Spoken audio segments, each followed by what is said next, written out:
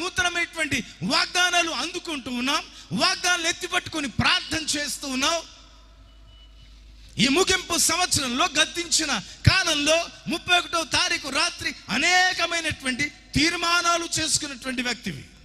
ఈ క్రొత్త సంవత్సరంలో ఘనమైన పరిచర్య జరిగించాలని, ఈ కొత్త సంవత్సరంలో వ్యాపారాన్ని వృద్ధి చేసుకోవాలని, ఈ క్రొత్త సంవత్సరంలో కుటుంబం అంతా కలిసి దైవారాధనలకు వెళ్ళాలి అని తీర్మానం చేసుకున్నటువంటి వ్యక్తిగా ఒకవేళ నీవు ఉంటే ఉండవచ్చు. కానీ దేవునికి అవిధేయత ప్రదర్శించేటటువంటి వ్యక్తిగా నీవుండి ఎన్ని తీర్మానాలు నీ యొక్క జీవితంలో చేసుకున్నా, ఎన్ని వాగ్దానాలు దేవుడు నీకు జీవితంలో అనుగ్రహించిన, బలవంతంగా దేవుడు నాకు వాగ్దానాన్ని ఇచ్చి ఉన్నాడు, ఆ వాగ్దాన నెరవేర్పు కోసం శారీరకంగా నువ్వు శ్రమ పడుతూ కష్టపడుతూ నీ కష్టాన్ని చూసి దేవుడు దాని దానంగానో బహుమానంగా ఇచ్చి వేస్తే అది దేవుని యొక్క కృప మాత్రం కాదన్న విషయాన్ని జ్ఞాపకం చేసుకోవాలి. దేవుడు నిన్ను క్షమించాడు అన్న విషయాన్ని నువ్వు అనుకుంటున్నావేమో, దేవుడు క్షమించడు. ఇంత భయంకరమైనటువంటి ఇబ్బందిని ఎందుకు తీసుకొని వచ్చారయ్యా?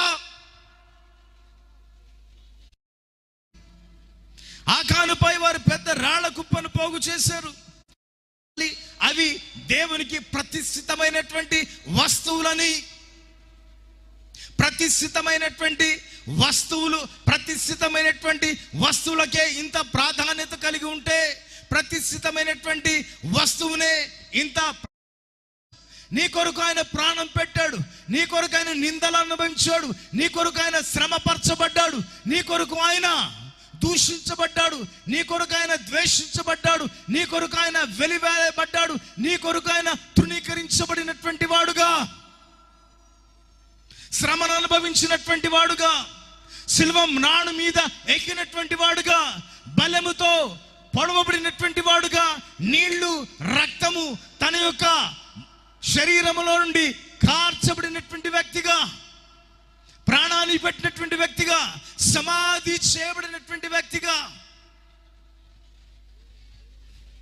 ఇంత త్యాగం నీకోసం యేసుక్రీస్తు ప్రభు చేస్తే, ఆయన యొక్క త్యాగాన్ని శుక్రవారం మాత్రమే, ఆయన యొక్క త్యాగాన్ని శిలువ దినాల్లో మాత్రమే ధ్యానించేటటువంటి ధ్యాన పరుల యొక్క వరుసలో మనం ఉంటున్నామేమో. ప్రతినిత్యం ప్రతిరోజు తన్ను తాను ఉపేక్షించుకొని తన శిలువను ఎత్తుకొని వెంబడించమని తెలియజేసినటువంటి దేవుని యొక్క మాట